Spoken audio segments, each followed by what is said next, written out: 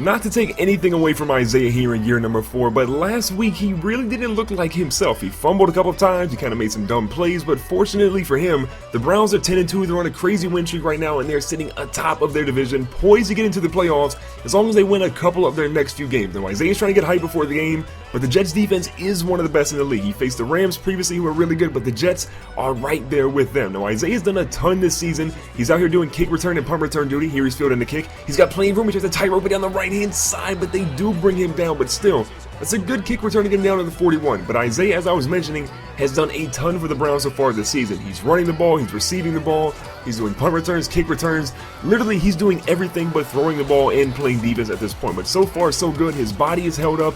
He's seeing what he can do, but the Browns are thinking about possibly lightening his load a little bit so that he's good for the playoffs and doesn't really burn out. Now here in first 10, Isaiah to the edge, and look at that spin move. Isaiah puts 2 defenders on the ground, completely drops them. That's his airplane celebration as he gets into the end zone, and Isaiah gets his first rushing touchdown of the day. That's number 20 on the season for rushing touchdowns. What a spin move. I think that is by far the best spin move that Isaiah's had his entire career. You let me know in the comments below, is that his best one? And if you guys are hyped for more episodes, make sure you guys are subscribed and make sure you hit the like button. Let's go for 750 likes on today's video. So Isaiah gets a carry here. We look at a few players that are inactive. We lost our left tackle for the season, and that is not a good thing for Isaiah because he was one of the best run blockers we've seen in the league. But look at this, Isaiah on a halfback screen, plenty of room, one dude in front of him. He tries to stiff arm, but he can't get his arm up quick enough. Doesn't really see him past his blockers there, but still a chunk of yards for Isaiah, and that gives him over 750 receiving yards on the year. Here in week number 14, Isaiah, as you guys know, had a goal to get 2,000 rushing yards on the season and also get 1,000 receiving yards. He's well on his way to doing it. He just needs to make sure that he performs really well here in these last 3 or 4 games.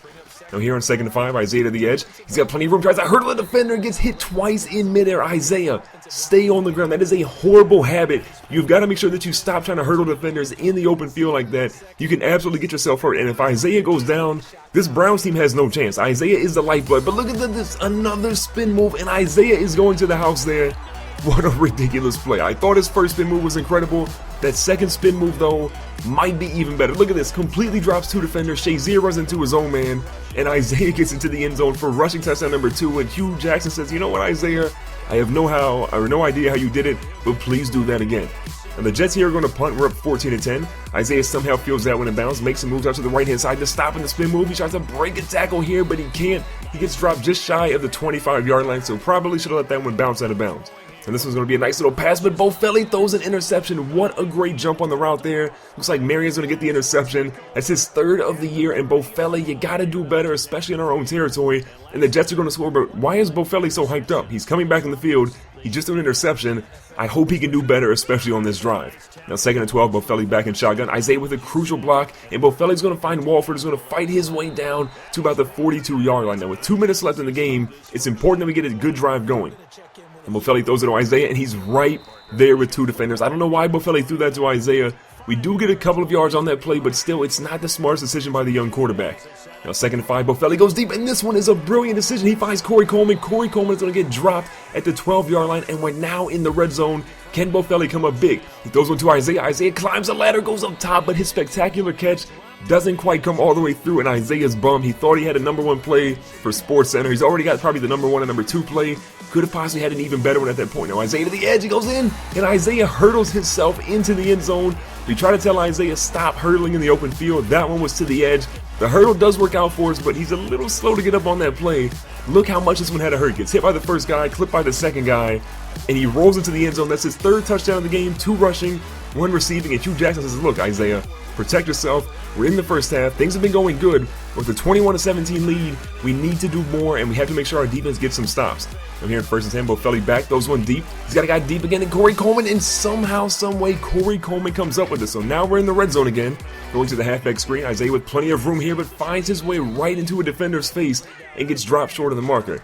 Now 2nd and 1 of the 5, a halfback toss to the edge is no good. The Jets defense has finally woken up. Even though Isaiah has a couple of touchdowns, he only has 76 rushing yards, and there he tries to hurdle a defender at the goal line. It doesn't work, and on the 1-yard line again, we try to go over the line, and we get stuffed one more time. So 3rd and goal, Bofelli's back. Those are the right-hand side. Funches can't hold this one in. The defender does get a hand on it. So Bofelli, unfortunately, can't get it. So 4th and goal, we do kick a field goal. And Isaiah comes back in the field, but his last 4 touches have went for negative 5 yards. I don't know when I've ever seen that before from Isaiah. 4 touches for negative yards. That's not the Isaiah King we're used to seeing. Is this dude getting way too tired because they're using him a ton on the field? And a great punt return from Isaiah. He's into the open field. He's going to cross at 50 here. He jukes back inside. He's going to get dropped. No, Isaiah stays on his feet. 3 defenders are taken down, or actually have to take him down there, but he gets dropped at the 47 with great field position now. Isaiah's back in the ballgame, finds his way up the middle again. That's about 5 to 7 yards on that play. Now 3rd and 2, run to the outside, and again, the Jets defense is ready for these outside runs. Isaiah has 17 rushes for 81 yards. He, for the most part, has been stopped by the defense, but on 4th and 5, Hugh Jackson says go for it, and across the middle, Bofelli is going to find Devin Funchess. He does get lit up as he gets into the red zone, but still a great pass by Bofelli to stay poised. Now here in the 6-yard line on 2nd and goal, Bofelli across the middle, and who else does he find but Devin Funchess? He's having a heck of a ball game today. That's his first receiving touchdown of the day, and that's going to extend our lead now to 31-17. And the Jets, their offense has been sputtering here in the second half. Lucky for us, they're going to punt again to Isaiah. So he feels it just shy of the 30-yard line, goes to the right-hand side. This spin move works. He's going to truck a defender to the ground there and tries to fight his way through, but wait, there's a penalty on the play. And lucky for us, is actually going to be in the defense. So the defense gets a face mask on that play. We're going to accept that. We'll move to the 36-yard line. And we're here in 1st and 10, a carry by Isaiah up the middle. And again, Isaiah fights his way for a first down. The Jets are in trouble. We're pretty much in scoring territory again. Isaiah's to the edge. Can he get into the end zone here? He's going to dive in, and they stop him just shy at the 1-yard line. We do, however, get over 100 yards in the ball game. Isaiah goes up the middle, what looks like a surefire touchdown, but they say the ball didn't cross the plane. You've got to be kidding me. Isaiah literally crossed the plane, I'm sure there. So 3rd and goal. Isaiah with a handoff again, goes to the edge. He dives in, and no, Isaiah fumbles. This is the worst habit. Isaiah, you fumbled multiple times last week. We thought we were good. Everything was going fine for the most part, but you fumble on the goal line. So we are going to walk out of here with a W today. But you have to be nervous if you're the Cleveland Browns and Hugh Jackson. Even Bofelli should be nervous because Isaiah's ball security has not been good these past 2 weeks. That's consecutive weeks with fumbles. Bofelli did have over 200 passing yards in the day. Isaiah with 114 rushing, 2 touchdowns on the ground, 1 fumble though. You've got to be nervous. In the air, Devin Funchess balled out. Isaiah did have a receiving touchdown. But what is going on with Isaiah? Can he correct this fumbling problem before we get into the playoffs? He's got a big game coming up, and I hope that he fixes it, but we'll see what happens in the very next episode.